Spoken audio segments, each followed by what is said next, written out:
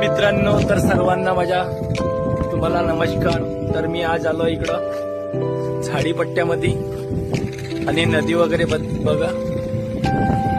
आणि हे धान आपल्याकडे थोडंसं दिसत नाही धान. आणि हेच मग आपल्याकडे येते चावल बनवून या धानाचे. आता यांना वारू टाकलं आहे. तर म्हटलं आता सुंदर सुंदर नजारा तुम्ही पण बघून घेत, किती छान छान आहे. इकडं नदी वगैरे आहे आणि आपली इथे उभी आहे. खूप छान व्ह्यू दिसत आहे.